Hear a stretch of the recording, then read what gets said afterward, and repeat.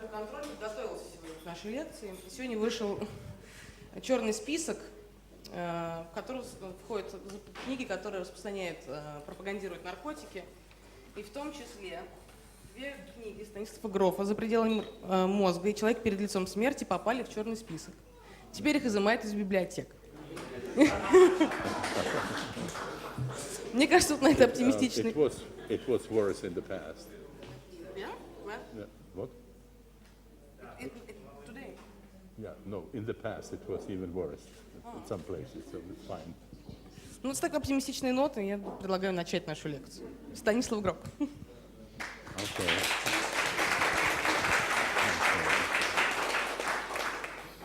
Good evening, everybody. Before I start my talk, I would like to express my thanks to Vladimir Maikov, Christina Maikov, and a circle of wonderful friends, Ksenia, Maxim, Tanya, Alexei Kuptsov, Eduard Sagalayev. I mean, the list is very, very long. So I would like to thank for the invitation that brought me here and gave me this opportunity to share with you some discoveries in the area of transpersonal psychology. One of the reasons why I came is to cooperate with Vladimir on a World Congress that you will have here next year, World Congress in Transpersonal Psychology, when some prominent pioneers of transpersonal psychology will come to Moscow, and also people from the West will get to know some of the pioneers of transpersonal psychology in Russia. So we have a whole pile there of these kinds of brochures, and those of you who are interested, you know, are welcome to take them. Part of the effort, of course, is funding, find some funding to organize such large conference. You know, is a major job, and Vladimir will certainly need a lot of help for that. So before I start, I would like to share with you a little of my personal story, how it all happened, how I got involved in the study of non-ordinary states of consciousness. And I usually start by actually asking you some questions, and you can ignore me if you find it too nosy, too personal. Basically, question about non-ordinary states of consciousness, whether any of you had some powerful experiences of non-ordinary states of consciousness. And here you have some examples, participation in some shamanic rituals or native ceremonies, intense experiences during spiritual practice, during a sushin, a retreat, some powerful forms of experiential psychotherapy, experiences induced by psychedelic substances, near-death experiences, or experiences that just happen. You don't ask for them, you don't do anything to induce them, you might be even fighting them, and they kind of emerged in your everyday life. So can I ask you, if you want to participate in this, can I ask you how many of you have had these experiences? You know them from personal experience, any of those categories? Can we see the hands?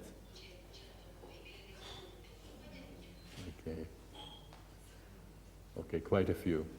The reason I'm asking this question is because what I will be talking about, I'm drawing from what is now more than 50 years of the study of these kinds of experiences. It's a very, very important subgroup of non-ordinary experiences for which I chose the name holotropic. There are other non-ordinary states of consciousness that don't have the same kind of properties as these. These are experiences that can be healing, that can be transformative, that can be evolutionary, and they have also what we call heuristic value, which means we can learn a lot about consciousness, about human psyche in health and disease, and even about nature of reality. So what I would like to do in the time that we have tonight is to show you the importance of these findings for us individually, for each of us, how they can transform our life if they are properly handled, and then also the role that they could play in alleviating the global crisis, the pretty critical situation that we have in the world. I was myself brought into this realm by a psychedelic session that I volunteered for as a beginning psychiatrist in Prague, and I had a very powerful experience that basically transformed my life. It was a combination of LSD and a powerful stroboscopic light. The preceptor, my teacher, who had the substance, was interested in electroencephalography, and then particularly in this procedure of driving the brain waves, exposing people to this flashing light. And I had an experience where I completely lost connection with my body, my consciousness, lost Prague, lost the planet, and I had the feeling that my consciousness had no more boundaries. And then coming down from that session, I spent some time in a situation where my consciousness was kind of moving around the body, and I was trying to bring those two together. And it became very clear to me that what they taught me at the university, that consciousness somehow magically emerges out of the neurophysiological processes in the brain, simply is not true. That consciousness is something much more fundamental, very much the way it's described in some of the great Eastern spiritual philosophies. And so I came from that session with tremendous interest in these non-ordinary states, particularly in this subcategory of non-ordinary states, which I call holotropic. Holos means whole, and trapein, from which tropic is derived, means moving in the direction of something. Like in the word heliotropism, helios is the sun, and the part tropism describes the fact that the plant always follows the sun. It always orients itself towards the sun. So holotropic means moving toward wholeness.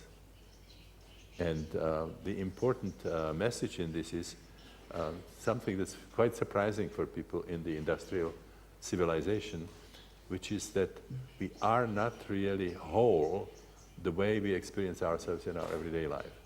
That we operate just from a very small fraction of who we are, and that in these holotropic states, we can sort of expand our sense of identity in quite substantial way, to the point that we can experientially identify with anything that lies between us as the body ego, as the individual self, and the creative principle of the universe.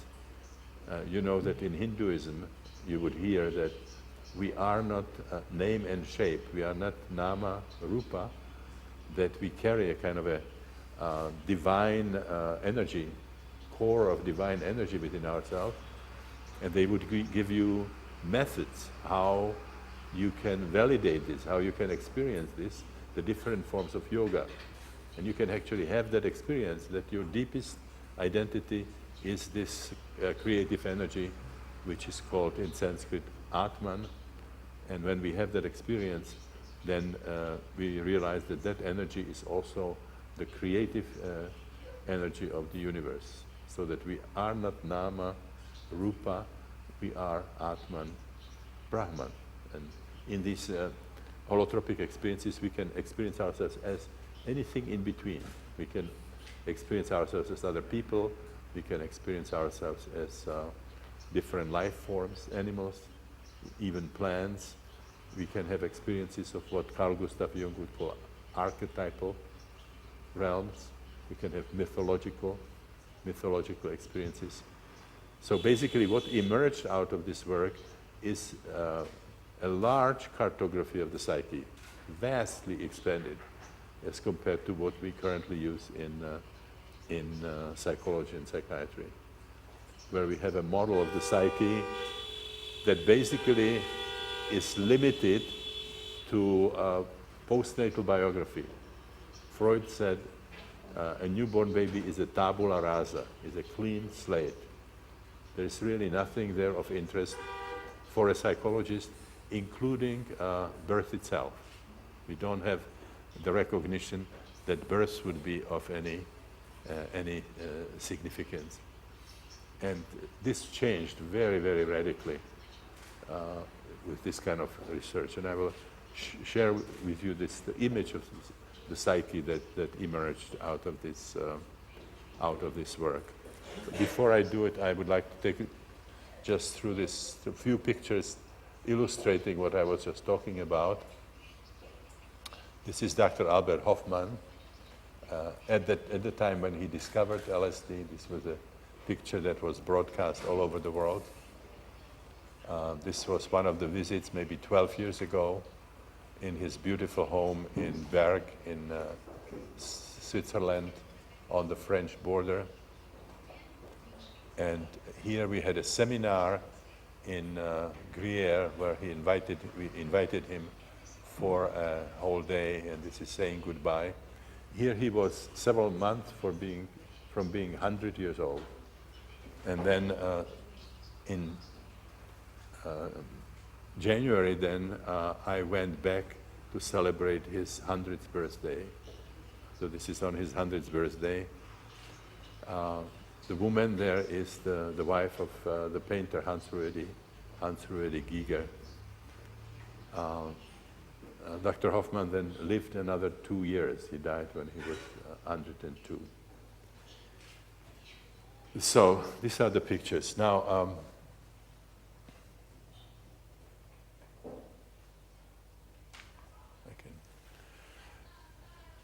after this experience that I had with LSD, I became deeply interested in these non-ordinary states of consciousness. You know, what we can learn about our psyche, what we can learn about consciousness, what we can learn about reality. And I kept writing books in which I was showing that many of the things that you see in these states and around these states cannot really be understood in terms of the present model in psychology and psychiatry. And I was writing different books about it, most of them published by State University New York Press. And when I was approaching my 70th birthday, I got a call from my editor at State University New York Press. And she said, you know, we published some of your books about different aspects of your work. Would you consider writing one book that would kind of bring it all together and be kind of an introduction to all the other books? And she said, would you specifically point out which were the aspects of your observations and experiences that current psychology and psychiatry cannot explain? And then she said, would you also suggest in your book how psychology and psychiatry would have to change to accommodate all these new observations? So I wrote a book which is called Psychology of the Future. And these are the different points which I sort of described in the book, where we would have to radically change our thinking in psychiatry and psychology. That's why I'll quickly take you through this list. The first has to do with the cartography of the psyche. I have already mentioned that we have a map of the psyche in Western psychology that is limited to postnatal biography and the Freudian individual unconscious, which is also a derivative of postnatal biography. things that we have forgotten, things that we have rejected, things that we found unacceptable. The baby, the newborn baby, is a tabula rasa, is a clean slate. There's nothing there of interest for a psychiatrist, psychologist, including birth itself. So when we started working with these holotropic states, people's experiences would not stay in this very narrow playground defined by Freud. And people started moving into all these other areas. The first of them being the area of birth. People started regressing into different stages of birth, encountering very powerful emotions, very powerful physical sensations that were associated with birth, experiencing all the fear, all the discomfort, and then kind of triumphantly emerging into the world, kind of transformed. And that experience became not just only reliving of birth, but it had a spiritual component, or what Jung would call numinous component. So it was not just a replay of being born into the light of the day or light of the operation room, but the light into which people were emerging had this sacred quality. So it was like powerful spiritual opening, which was happening here. And then the process that when we continued, the process went even beyond birth, and people were moving, or we were moving, because I was experimenting myself as well as giving psychedelics to people. We were moving into this area which we now call transpersonal. What it means is that you transcend somehow the boundaries of your body, of your ego. Those boundaries dissolve, and you can experience identification with another person, with a group of persons, with animals, with different aspects of nature. What is fascinating about these experiences is that those are not experiences that sort of repeat something that you've seen in a television or in a movie or that you read about, but it's a very authentic identification with these different aspects of nature. So for example, when you become an eagle in this, you have a body image of the eagle, not your human body image. You would see the world differently. You would see it in a way that corresponds to the optical system of these predatory birds. Everything's magnified. You can zoom if you are an eagle. The other thing that can happen, you would understand how to fly, how you work the world currents and so on. So just an amazing, amazing amount of new information that goes way beyond anything that you could have learned at school or some biological studies or gotten from the Discovery Channel somewhere in the television. The other thing that happened in these transpersonal experiences is that you can transcend time. So for example, you cannot just go and experience things from your infancy or childhood. You can relive your birth, you can experience prenatal life, but it can take you into the realms of your ancestors. You can have experiences of your ancestors. Or you can go into the collective unconscious, the way Carl Gustav Jung described that, and have experiences from other cultures, from other centuries. And sometimes these experiences have the quality of personal remembering, or what psychiatrists would call déjà vu experiences. What's happening to me now is not the first time it's happening. I once was that person. I'm remembering it. To give you an example of what it feels like, I would ask you, what did you do last Sunday? And you would describe, what happened on Sunday in your life. And I would say, how do you know it really happened? Aren't you just fantasizing it? Isn't that just some kind of daydreaming? I beg your pardon, I can tell my fantasies from my memories, from my real life. So people who have these past life experiences, they have experiences from other centuries, from other countries, and they are associated with the same feeling of familiarity that you would have in relation to things that are now part of your present life. You can have experiences which we call phylogenetic, which means experiences of the animal ancestors. Then there's another possibility, another development of the transpersonal experience when it goes into the archetypal collective unconscious.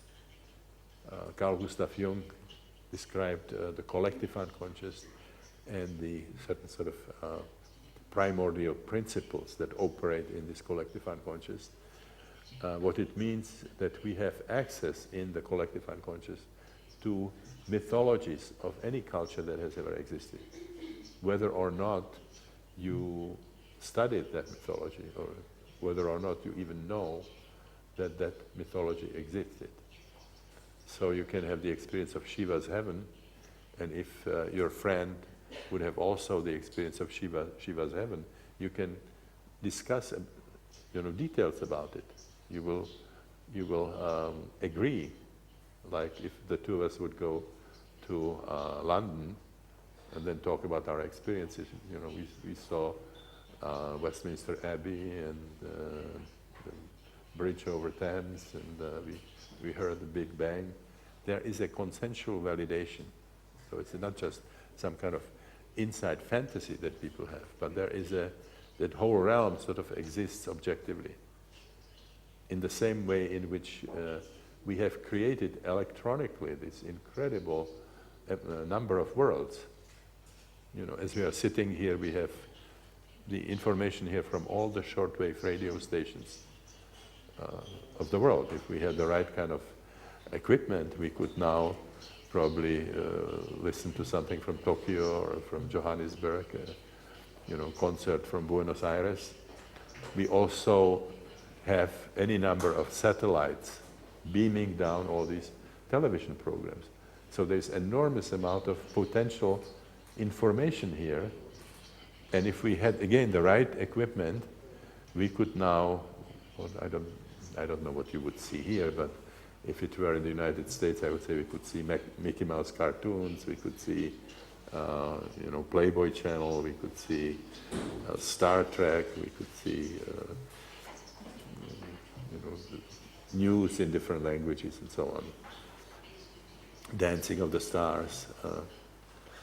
So it's interesting that we have such difficulties with this concept of collective unconscious, since we created something with our own digital technology, something that's very similar. I always think about it when I go to a shop where they're selling television sets, and you have 20 television sets and they show the same picture. And you realize that people can see it all over the city, and that it's maybe transmitted over the satellites to Novosibirsk. And if you had the television on the moon, you would get that picture on the moon. And it would not be your or my experience, it is objectively there. So in a very similar way, this collective unconscious, both in its historical aspect, this record of human history, and also the mythological, the archetypal realm, it is there objectively. The way you access it, it's not by a radio set or a television set, but by changing your consciousness. If you change your consciousness in the direction of this holotropic state, then you get access to different aspects of the collective unconscious. So the cartography of the psyche that emerged out of this work is enormous. It's vastly expanded as compared to the Freudian one, which was basically biographical. Freud once described the psyche as an iceberg, and he said, what we thought was the psyche is just barely the tip of the iceberg. And what we now discovered using psychoanalysis is the 9/10, which before seemed to be submerged, you see, which we were not aware of. And if you would now compare this with the kind of image of the psyche that emerged out of the study of holotropic states, you could turn it around and you could see that everything that traditional psychoanalysis has ever discovered is just barely the tip of the iceberg. And there's enormous part of the psyche that remained hidden to Freud and his followers. Joseph Campbell is a very brilliant mythologist, and probably the best mythologist of the 20th century. It's this incredible sort of incisive Irish humor. He said, well, Freud was fishing while sitting on a whale. Okay, now if we take this now, the second area where we would have to change our thinking, it has to do with the emotional and psychosomatic disorders. And the question is, how deep do the roots go? If you have a phobia, if you have depression, if you have asthma, can it really be explained fully just from what happened to you in this lifetime? The way current psychiatry sees that, things that happen to you in infancy, in childhood, and later in your life. What you would discover is that you would find that stuff in your unconscious. If you have these problems, you would find something significant in your childhood that seems to explain that. But you'll find out that this is not the whole story. It's just barely scratching the surface. That a typical emotional or psychosomatic symptom would have additional roots on the level of birth. I talk about the experiences of the stages of birth as being basic perinatal matrices. The first one is the child still in the womb prior to the onset of delivery. The second matrix is when the uterus closes in, there's no way out. Then the third matrix is when the cervix opens, and there is this struggle through the birth canal, and the fourth matrix is the actual coming out. So your typical emotional or psychosomatic symptom would be also anchored in one of these stages. For example, claustrophobia is the most obvious. It doesn't take a lot of fantasy to imagine that if you have a record of birth, when the uterus closes in, that it could have something to do with claustrophobia. When that memory starts surfacing and you feel things kind of closing in.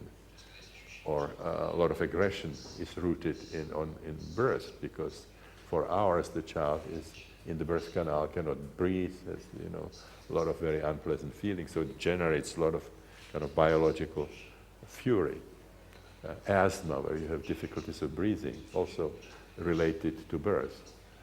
It doesn't take a lot of fantasy to connect headaches, migraine headaches and so on, to birth, if you imagine what's happening to the head there and so on. And then there are even deeper roots of your typical emotional or psychosomatic or even interpersonal problem that go into the transpersonal level. And you can find at the bottom, for example, is a past life experience, or it could be an archetypal experience. I'll give you an example so you know what I'm talking about. You might have psychogenic asthma, attacks where you cannot breathe. If you work on it with the holotropic states of consciousness, you might find out that one layer that is associated to this problem would be a situation of near drowning that you had when you were 7 years old. Then you go deeper and you find out there's more behind the asthma. There are situations where you were repeatedly strangled by your older brother when you were fighting. You go deeper, you find out you had whooping cough when you were a little kid. And then you go deeper and you find a situation where your head was stuck behind the pubic bone of your mother when you were being born, And then the deepest one could be a past life experience, again, when there was some kind of interference with breathing. You were hanged, you were strangled, and so on.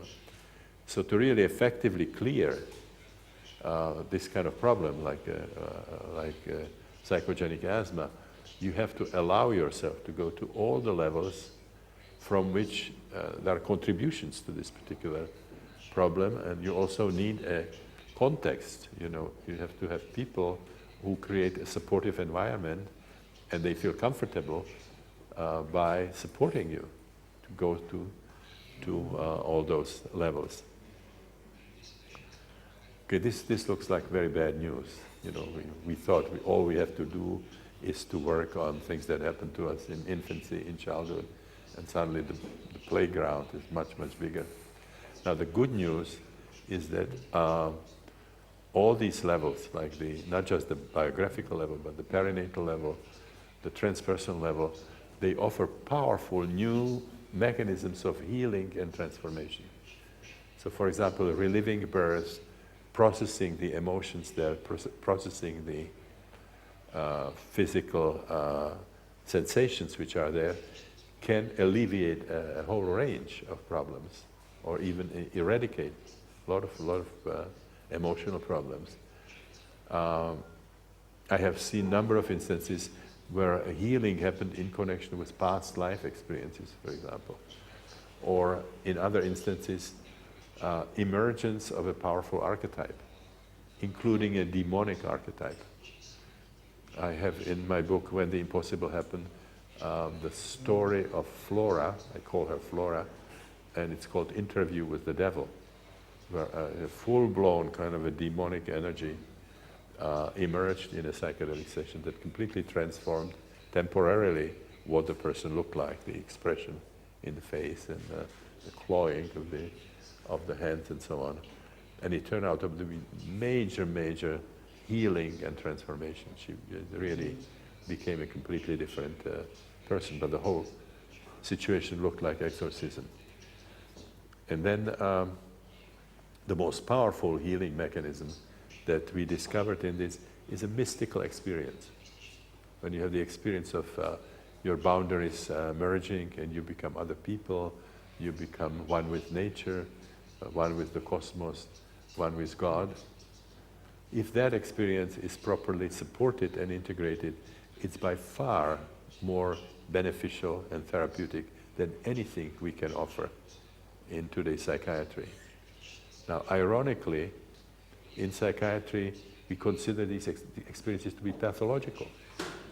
We don't have a category, a mystical experience, a spiritual experience.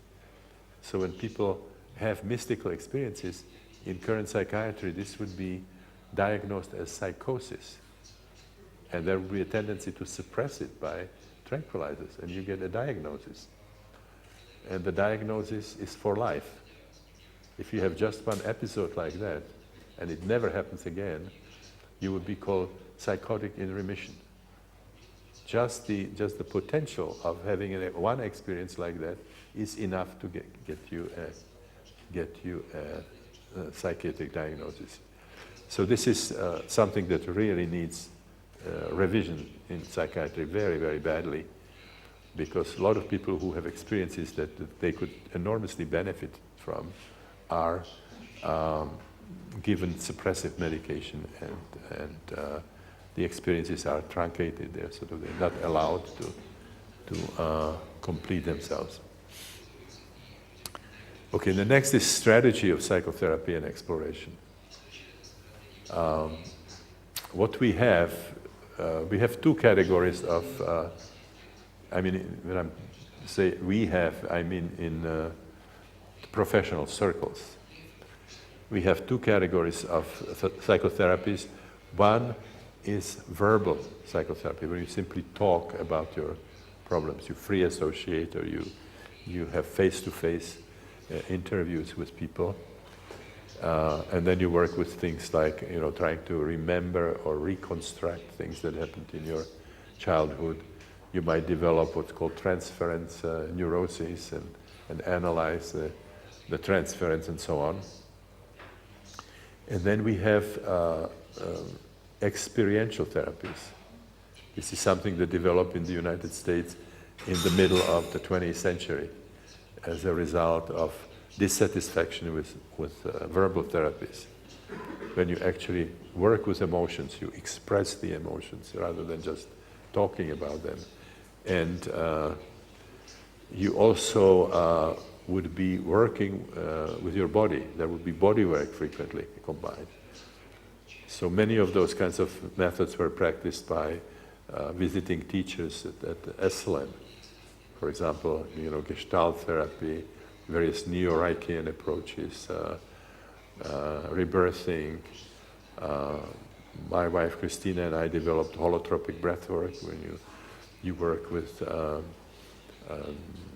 non-ordinary states induced by a very simple method. No substances, no psychedelics, but faster breathing, powerful evocative music, and a certain kind of a body work that we use. And sharing groups where people also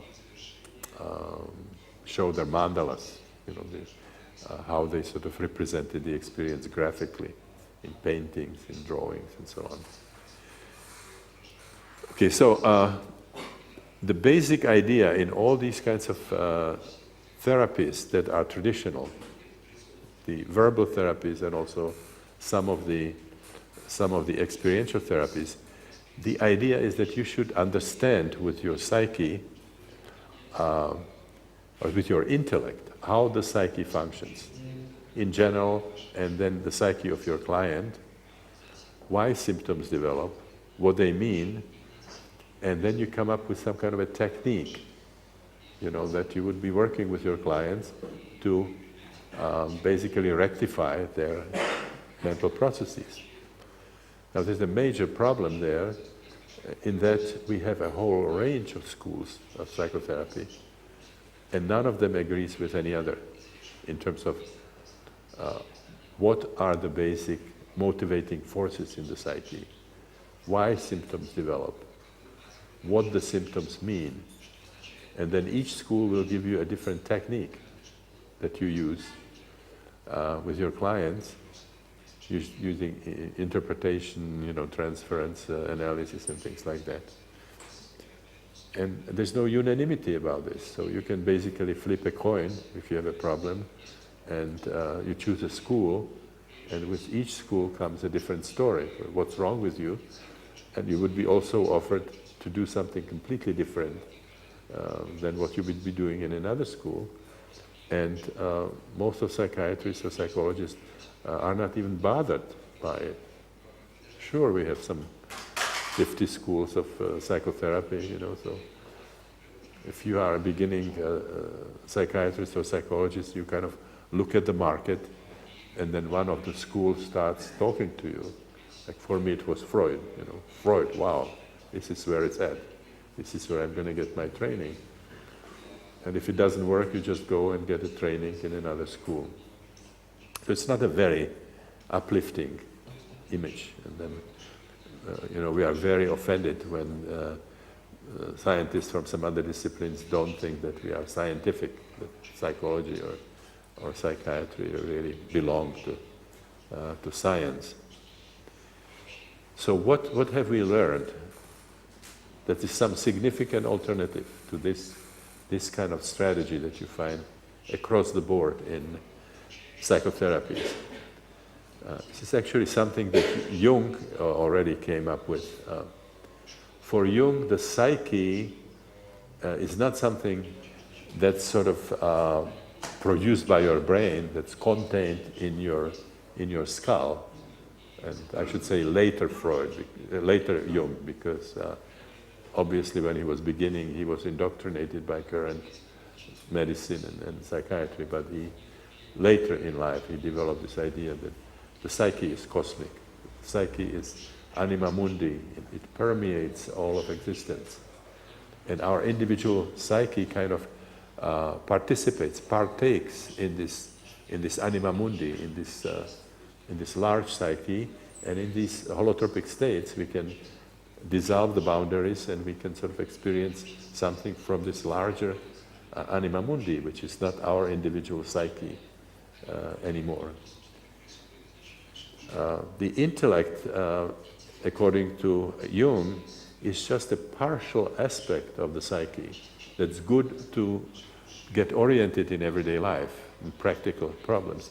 But the intellect doesn't solve, the ultimate problems. I mean, if you doubt it, you can try something like Big Bang. Okay, when the astronomers, the cosmologists tell you that some 15, 20 billion years ago, there was a singularity, there was a dimension-less point, and there was Big Bang, and out of it emerged time and space, and the matter that now constitutes billions of galaxies. That's a pretty fantastic story. It's not a very, not a very sober, logical explanation for the most fundamental problem we have. Or you try your intellect on such a problem like, why does anything exist at all? Why is existence? Why not non-existence? I heard Stephen Hawking, who said that he can mathematically prove why nothingness has no other choice than to create existence. But I couldn't follow the mathematics of that. So you see, Jung was capable of looking at the psyche as a mystery. I mean, ultimately we really don't understand the deepest problems of existence. And he wasn't trying to reduce the psyche to something like circumcision and toilet training and the kinds of things that you find in psychoanalysis. So one of the things that can illustrate this Jungian perspective would be a quote from Les Miserables, Victor Hugo, who said there's one spectacle which is grander than the ocean, and that's the heavens. And there's one spectacle which is grander than the heavens, and that's the human psyche, that's the human soul. So, according to Jung, you cannot figure out the psyche of your own or of another person,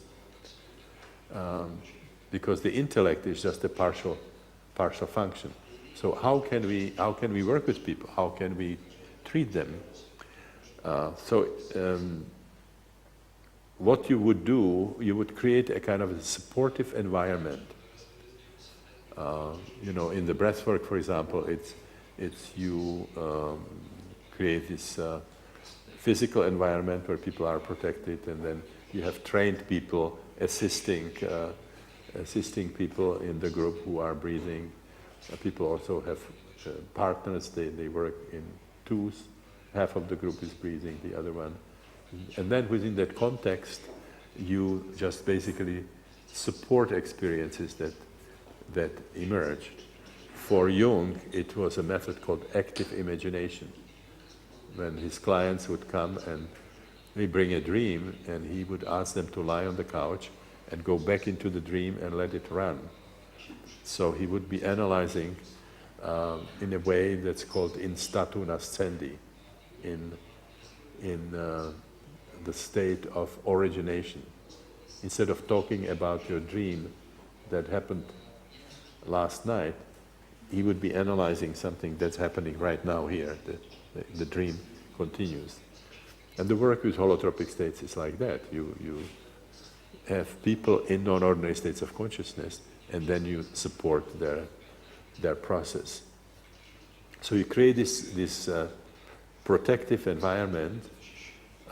Jung loved alchemy, spent about 20 years studying alchemy, and so you can compare it to the hermetic vessel, where transformation happens, transfigurations happens in alchemy. And then within that context, you get the person that you're working with some method through which they can change their consciousness in the direction of the holotropic state of consciousness.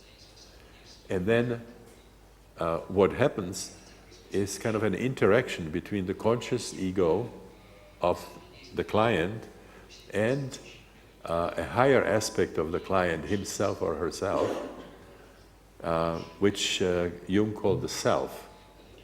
So it's not the therapist that's fixing the client, is the inner healing intelligence of the client that's guiding the process, and the therapist becomes a kind of a co-adventurer.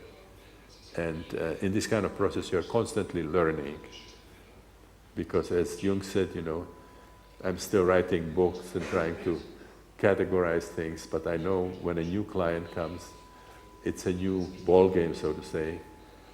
Things can happen that nobody has ever seen. The psyche is infinitely creative. There's no guarantee that what you see is already written up in some kind of psychiatric manual.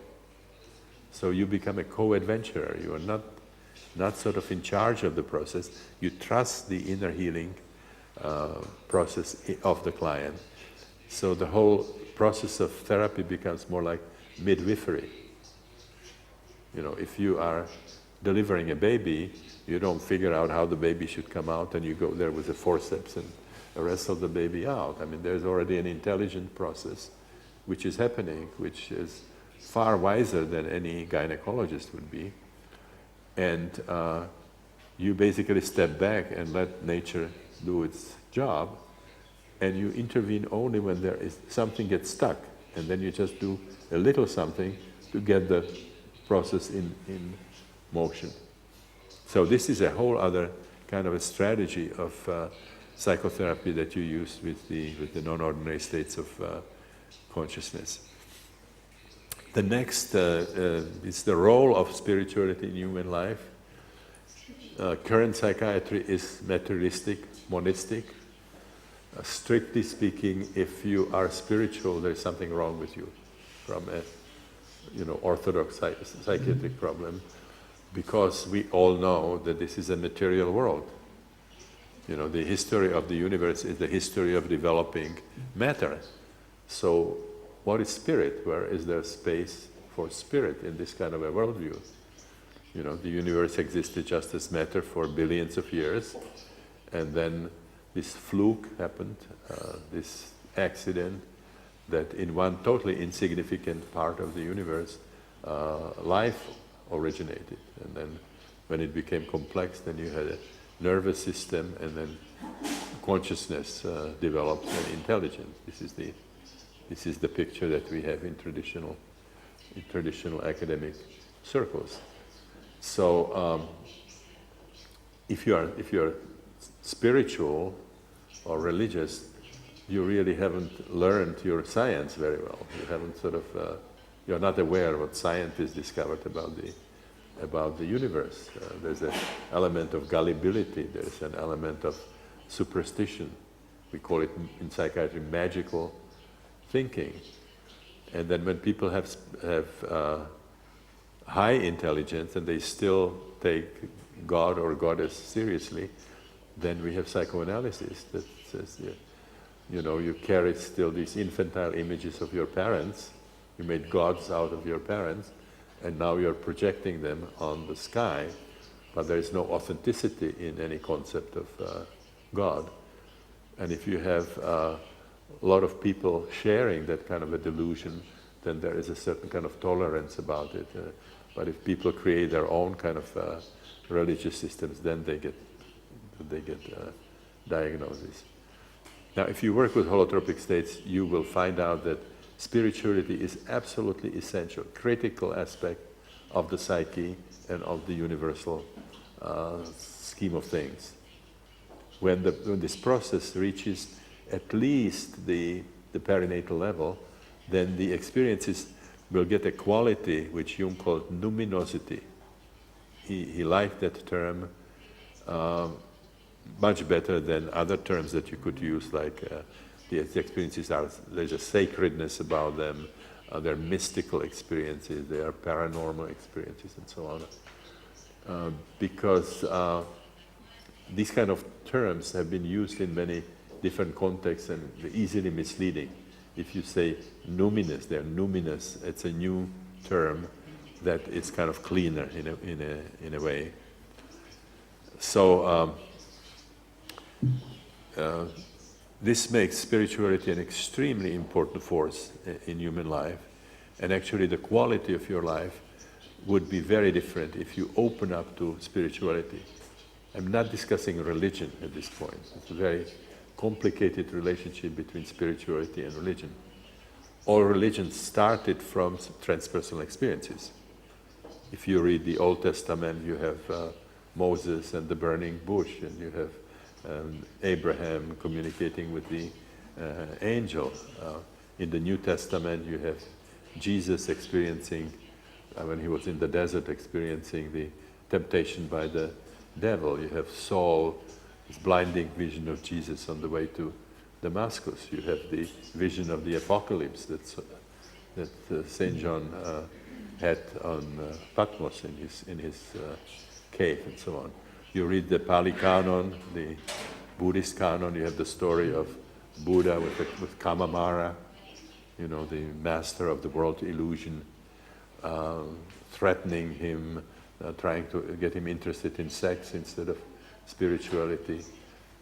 And you have Buddha sort of sitting through it, resisting it, and reaching enlightenment. You have in the Muslim religion, you have the mystical experiences of Muhammad that became the inspiration for Quran and so on. So all major religions started from visionary experiences, transpersonal experiences.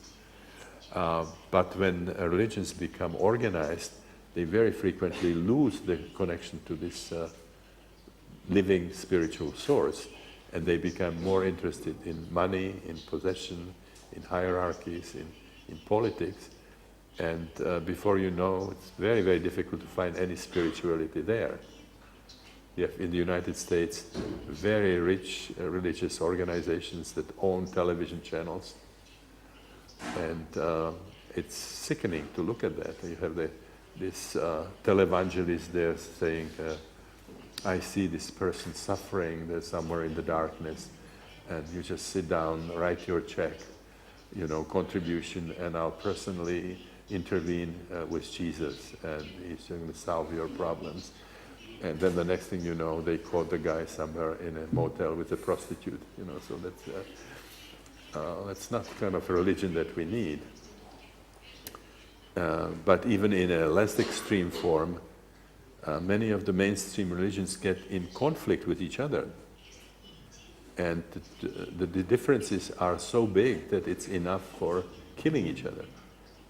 And then even within religions, like the Sunnis, the Shiites, the Catholics, the Protestants, you know, they've been killing each other for centuries.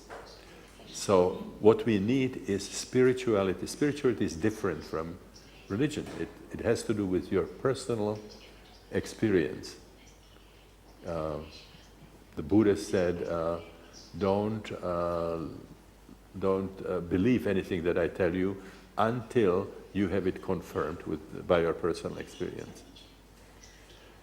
There was a wonderful interview that Carl Gustav Jung did with a BBC reporter when he was over 80 years old. And at one point the reporter asked him, Dr. Jung, do you believe in God? And this kind of smile came on Jung's face. He sort of hesitated a little, and then he said, no. And you know, today when Jungians watch that, it exists as a movie, it's called Face to Face. When Jungians watch it, they couldn't believe it. What? Dr. Jung didn't believe in God? And then Jung has this kind of dramatic pause, and then he says, I know. I had the experience of being grabbed by something that was far bigger than I could even imagine.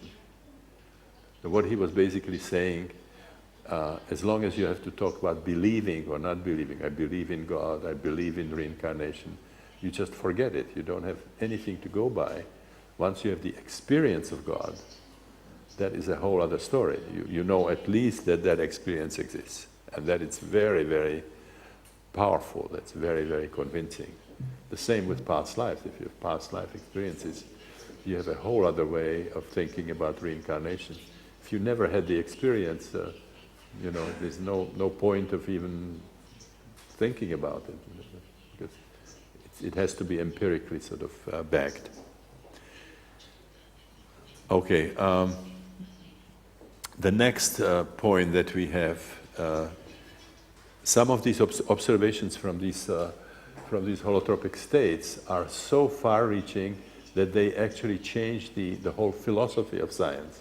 They undermine monistic materialism, the idea that consciousness somehow is generated by matter, by the brain. So, for example, we have now any number of observations showing that people who are in a state of clinical death, doesn't have to be just cardiac death, it could be even brain death, that they have the experience of consciousness going out of the body, and the consciousness operates independently. You go and experience something in other parts of the building, or you experience something that's happening 1,000 miles away. And if you have an open-minded researcher who actually goes and checks whether those things were happening, you can validate it. There are now studies showing that people organically blind, who have never seen anything in their life, when they go into a near-death situation, they can see. The consciousness gets out of the body and sees the environment. And Ken Ring, who was one of the major researchers in this, wrote a book called Mindsight, where he was looking for what he calls veridical out-of-body experiences. That means you not only go out of the body and see something, but it can be validated. You see, people who have the gift of sight can confirm that those things that the disembodied consciousness saw actually were there. So there are major philosophical implications of this kind of work. So these are things where you can really benefit personally. You see, this is very different psychology that has very different understanding and also offers quite different possibilities if you want to work on yourself, if you want to reach some kind of self-understanding, or if you want to work on some emotional, psychosomatic problems. It has pretty far-reaching implications. Could we go, Vladimir, to those three animals? Okay, now we take it to the sort of a large scale. This is individual implications. But now, what are the implications for the planet, for the crisis that we are experiencing? Thank you very much. So I mentioned before that we are living in a global crisis that has many different symptoms, many different facets, and that people in the transpersonal circles believe that we probably have very little chance to get out of it if we don't undergo some fundamental, deep inner transformation. Gandhi said, there is enough in the world to satisfy everybody's need. It's not enough in the world to satisfy everybody's greed. And an important thing to consider is that the kind of strategy that we have, the philosophy that we have in the industrial civilization, the idea that accumulation of some material possessions is going to bring us inner peace and will make us happy, is an illusion. It simply does not happen. So the spiritual teachers, will tell you to really reach some inner peace, you have to go through some powerful inner transformation. So the question is, what would that transformation look like? Okay. So I use this very famous Tibetan tanka to talk about it. It's basically a summary of the teachings of Vajrayana. It's showing Dharma Raja, which is the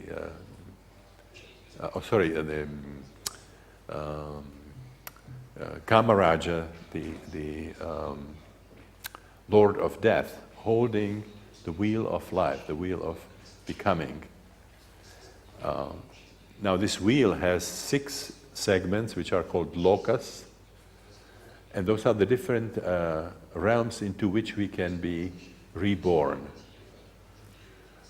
They have also a different meaning. They supposedly are realms that we can visit, we can experience them as part of spiritual practice. But then when we die, the idea is that we can also be reborn into those realms. So if you look at it, at the top is the Devaloka, which is the realm of gods. On the side, on the right side, you have the Asura Loka, which are the jealous gods, like the Titans, who are in constant battle with the gods. Then you have this fascinating realm of the Pretas, the hungry ghosts who have sort of big bellies and very tiny, pin-size hole, so they can never get enough. It's an archetypal symbol for this insatiable greed that you find in the world. Then you have the realm of the wild animals, beasts, and then Manakaloka.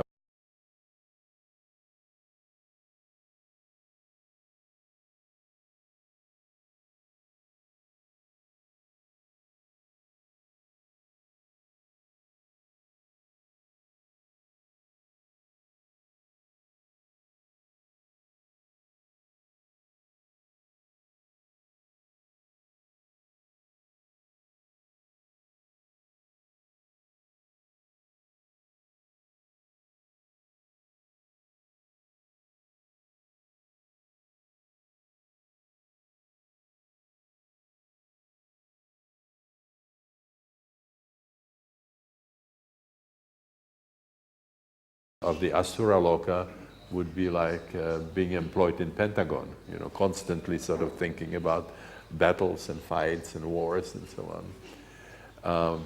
Preta Loka, the hungry ghosts, it's very, very typical for the industrial civilization in general. Constantly pursuit of the bigger the better. We are going to be in great shape if we double, triple the gross national product. And actually the opposite is happening. The countries that have achieved the level of affluence typically tend to have more problems than the less fortunate. The divorce rate goes up, alcoholism, violence, and so on. But the extreme, if you want to see Pretaloka in the material world, you go to Las Vegas. And you can't tell whether it's day or night, and people are on these slot machines and constantly wanting to get more. Okay, so this is that wheel of life. It's much more complicated, but I don't have time to go into it. But if you look into the middle, well, maybe I should say there is one ascending path and descending path. You're sort of moving up or down in the reincarnation. Now, in the middle, you can see three animals. One is the pig, that stands for ignorance. Another one is a snake, that stands for aggression. And the third one is a rooster, a cock. These are called the Tibetan poisons. Poisons of Tibetan Buddhism. Those are the three forces that are responsible for misery in our life, and that are also turning the wheel, you see, they make us sort of reincarnate again and again. Now, in Hinayana Buddhism, in the original Buddhism of the Buddha himself, the idea was that just being in the world of incarnation is a problem, because being incarnate is suffering. Birth is suffering, death is suffering, you suffer in between, disease is suffering, being separated from something you love is suffering, being connected with something that you hate is suffering. So Buddha's original idea was, you want out of here. You want into nirvana. Nirvana literally means evanescence. It's from vata in Sanskrit, which means wind. So blowing the torches of life, just going totally out of this realm. Then in Mahayana, the later development of Buddhism, this changed. And the idea was that you can reach nirvana in what's called the samsaric world, the everyday material world, to the extent to which you can reduce the function of these three forces in your life. Become less aggressive, become less grabbing, less greedy, and also if you can overcome your ignorance. So I would like to show you now how you can use these holotropic states to reduce these three problematic forces in our life. If we start with ignorance, if you do responsible work with these holotropic states, you'll learn a lot of new information. For example, you can find out that things happened in your infancy, in your childhood, that negatively colored your whole later life. Some trauma in childhood really is responsible for the fact that you cannot live fully, that you have problems in sexual relationships, that you have problems with authority, that you have problems with peers, whichever form it takes. You can find out that you carry the trauma of birth, and that makes your life inauthentic. The way the unfinished business with birth makes your life inauthentic is that it makes you feel uncomfortable to different degrees. I don't look quite the way I should look. I don't have the kind of money I should have. I don't have the kind of fame I should have. I don't have the kind of power I should have. What am I going to do? And then projecting some kind of fantasy in the future, what we have to achieve to really start living properly. So, I need a medical degree. I have to make my first $100,000 or $1 million or whatever it is. I have to be a senator. And then you set yourself on this kind of linear binge, fighting the enemies that stand in the way of your projects, removing obstacles and so on. And then one of two things can happen. You really don't achieve that goal, and then you still feel miserable, but you feel it's because you didn't find the correction. You didn't find the goal. The other thing that happens, you get there, and you wake up in the morning, and not much has changed. The old lousy feelings are still there. Your average person doesn't say, this strategy doesn't work, I have to do something else. The usual reaction is, the goal was not ambitious enough. 100,000 is not enough, 200,000, $5 million. Then my life would sort of be in great shape. And you can go through life chasing, you never live. You always prepare for some better future. And this is the fallacy of the whole Western civilization, that if we can accumulate sort of enough of the material goods, we are going to be in great shape.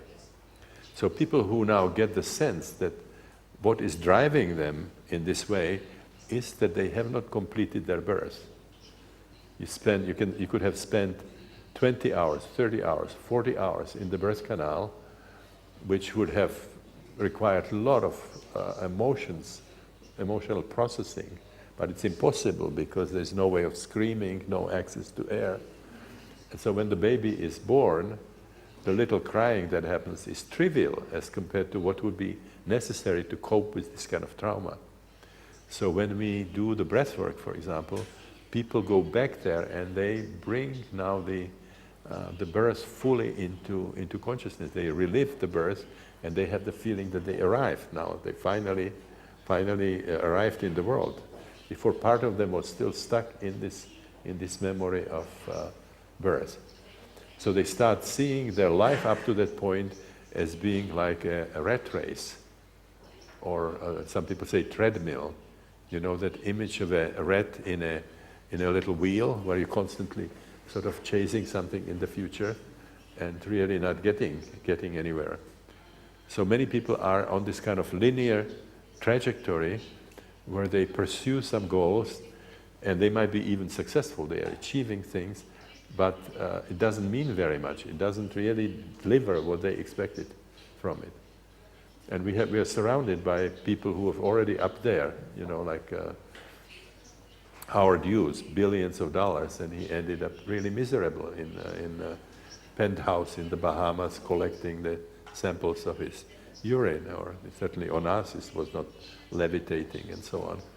So we see people who already have all the power, they have all the money, something that we think would do it for us, but it didn't do it for them.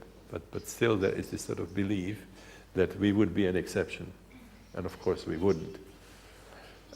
So when people can complete this gestalt of birth, then they have suddenly the feeling of being much more in the present, so that they're not driven to some goal in the future, but they can really enjoy much more what is happening here.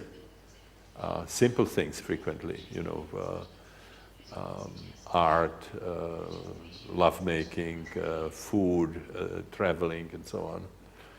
A very different sense of being connected somehow with other people, being connected with the world. So these are the kinds of things that you learn in these holotropic states, and not only learn about the sources of these problems, but you can actually transform it. You can change it. But that's really not what the pig is about. The pig is not just a lack of information about the material world. It's a much more profound ignorance, which is called avidya in Sanskrit. It's a basic ignorance about who we are and what the world is about.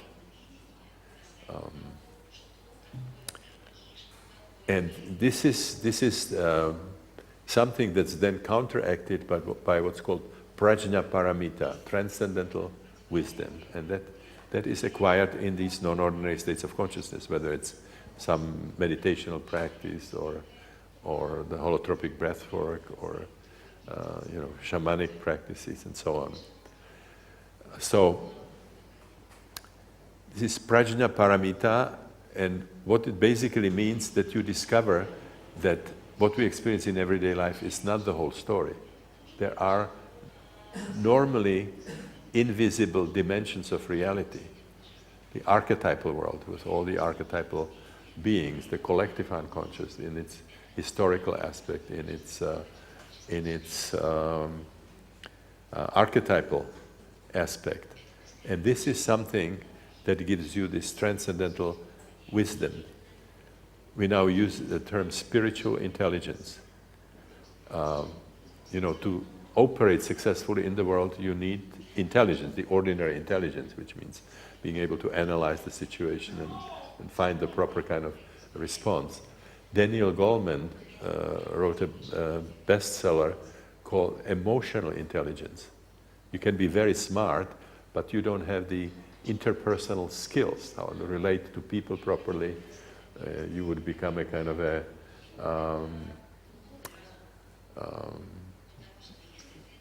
you know, victimized person, somebody whom people don't take seriously, laugh at. You know, it's always somebody in a class, for example, who doesn't get the jokes and is kind of a laughing stock of everybody and just goes through life traumatized. So you need the ordinary intelligence, but also the emotional intelligence, which makes it possible to adequately interact with people, because we are critically dependent in our needs on other people. And if we cannot handle adequately a relationship with other people, we will be very unhappy. Some of our needs will not be met. But then there is this third form of intelligence, the spiritual intelligence, which reflects the fact that we are aware of these normally invisible dimensions, and we have added it to our life. We created a kind of a synthesis of what you can perceive through the senses, and the wisdom that you can draw from these other dimensions. So in Buddhism, for example, there's a very, very important term which is called anatta, or anatman, the recognition that a lot of our problems come from the fact that we believe that we are separate beings, separate individuals, where we actually are part of this whole cosmic network. So this is how that element of avidya, can be dispelled through some systematic work with the holotropic states. Then you have the snake. You have aggression. So you'll find out that a lot of anger within us, a lot of the aggression, has to do with frustrations that we experience in childhood and later in life, things that have been done to us and so on. But then when you go further, you find out enormous pocket of aggression on the perinatal level. I already talked about the hours in the birth canal. So imagine that you had a dog or a cat, and you would do to that animal what's happening to the fetus. You would be sort of squeezing them and choking them and so on. You would see enormous amount of response. Rage would be happening. The animal would be trying to bite, would be trying to escape. And you have to imagine that this is happening to the fetus as well. And the little crying that happens after birth is trivial as compared to what's really necessary. People spend hours working on their birth in the inner exploration. So there is enormous amount of anger there. And if you go through this process of psychospiritual death rebirth, you free yourself from that. You become, much more peaceful, much more tolerant.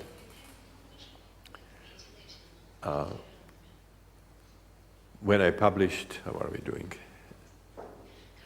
When I published the book Realms of the Human Unconscious, where I describe this cartography of the psyche that I just shared with you, I got a letter from Lloyd de Most, who is a psychohistorian, a journalist, and a psychoanalyst.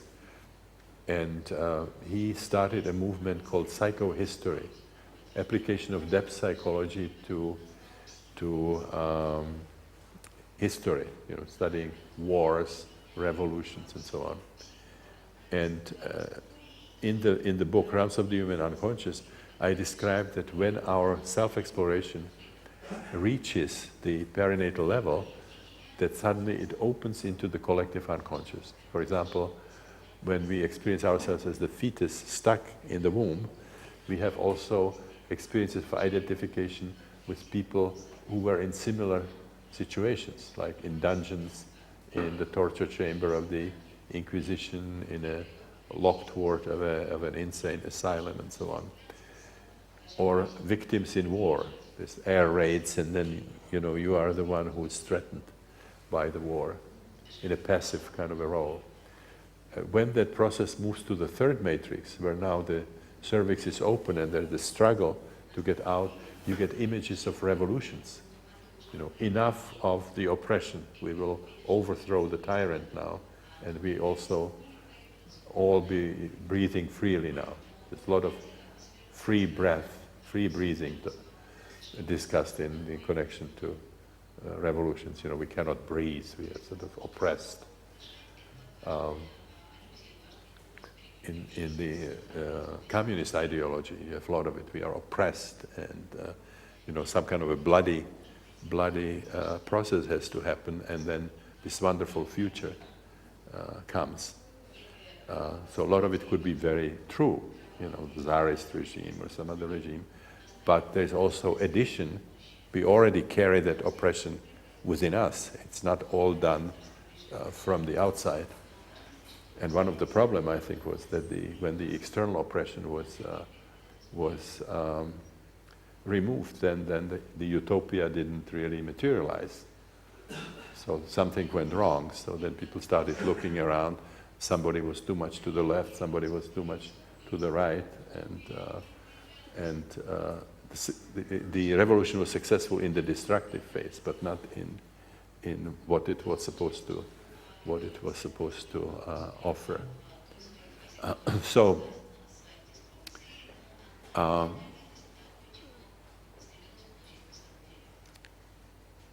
You find out that on the perinatal level there's this enormous amount of aggression, and if we can get there, if we can if we can work it through, then our life is really significantly transformed. I don't know how we end up with time, but I have a series of cartoons, political cartoons, and posters from the time of wars, when countries that are at war, or revolutionary groups that stand against each other, when they portray each other, they use exactly the same images that we see in people's mandalas when they relived birth, the same kind of symbols, the spider, the boa constrictor snake, the octopus, and so on. It's quite impressive to see those parallels. And so now we have the rooster, which has to do with greed. In Freudian psychoanalysis, the greed is a reflection of the fact that we were not satisfactorily nursed. You know, there was oral frustration, and then when we come into life as adults, we kind of still want to swallow it all. We want to kind of have it all. Which, you know, certainly part of it is true. But if you go deeper, you'll find out that part of that greed has that mechanism which I already described. That we are, on some level, still stuck in the birth canal, and we are trying to sort of achieve something in the future. If you are stuck in the birth canal, things are not great. There's something better is in the future. When we are not aware that we are dealing with that memory of birth, then we project it on some external situations. I already described that mechanism. So completing birth can really make a difference in this, but it does not completely resolve the problem. There is a deeper problem to this dissatisfaction and the greed. And the best way to describe it is to look at Ken Wilber's book, where he talks about the Atman project. It's called the Atman project, which is based on perennial philosophy, the idea that our true nature is divine. Teilhard de Chardin said, we are not human beings having spiritual experiences, we are spiritual beings having human experiences. So what basically Ken Wilber talks about is that our true nature is divine, and we lost the connection with that. While we are incarnating, we lost the connection with this knowledge, who we really are, our deepest self. But that connection is never completely severed. Some of it remains in the form of the strong feeling that we should be something much more than what we are. But as long as we think about ourselves as material beings, Newtonian objects, body egos, it's impossible, because we would have to have it all. We would have to be it all in order to come close to what our real identity is. So the only way that can be satisfied is in a holotropic state, when you actually can experience yourself as the divine. You can experience your own divinity. It can come in two different forms. One is that you experience God, but you remain separate. You become the observer, and you can have kind of a filial relationship with God or goddess, or you can have a relationship of a lover, like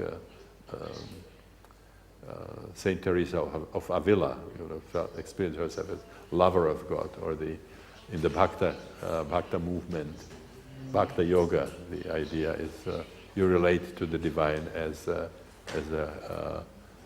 lover.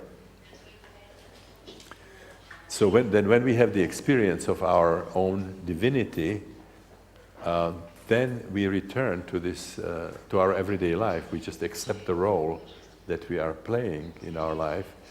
But if things get tough, we have this memory of that much larger context that we experience, that we can kind of use as a meta framework. You see, when the separate existence becomes very, very difficult, that we can sort of remind ourselves of that larger identity that we have.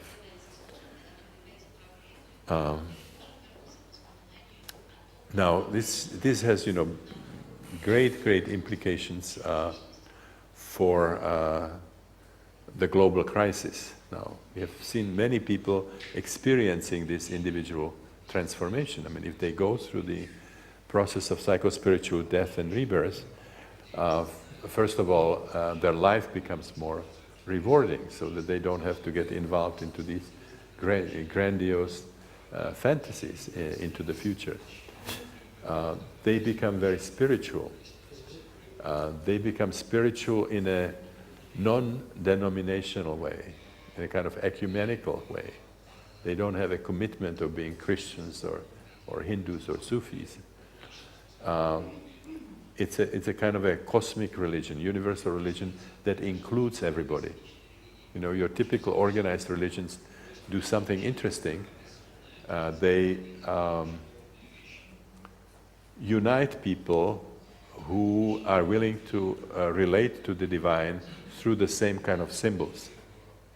But at the same time, they divide the world because they set their own group against some other groups. You see, we are Christians, you are pagans. We are Muslims, you are infidels. We are Jews, you are Goyim. We are Hindus, you are Muslims. And then within the sect, we are Catholics, you are Protestants. We are Sunnis, you are Shiites. That's not religion that's very helpful in the world. It's really actually adding to the problems that we have in the world. So we need this universal religion that comes from direct spiritual experience, mystical experience. When you include everybody, you develop tolerance in terms of gender, in terms of race, in terms of culture, and so on. So that is a kind of religion that would help. My vision of a future religion would be that you would create a context for people where they can have direct mystical experiences, spiritual experiences.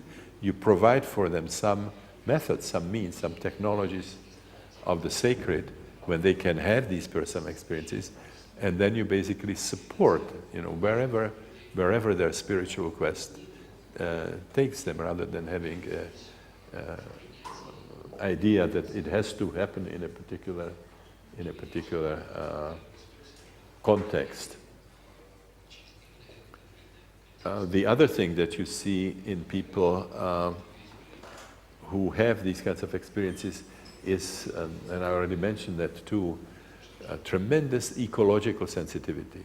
In these transpersonal experiences, you can become other life forms. You can become a fish in polluted water, and you can get a personal feeling what it is like, what we are doing to other species by our industrial pollution and so on. But you also realize that we are part of nature and that we depend on nature. And as biological creatures, the primary thing that we need is clean air, clean water, and clean earth, which nourishes us. We are absolutely insane in threatening our own survival by using fossil fuels and turning them into pollution. Pollution is the last thing that a biological creature needs. And people who have these experiences, they get these ecological lessons from within. You don't have to teach people ecology. They just discover that we have to have certain kinds of priorities as biological beings. There's no other motives, whether it's economic profit or ideological, political reasons, can have priority over this. We should have some global constitution, which would first of all protect life, and hopefully would also eliminate aggression as an acceptable form of solving conflict.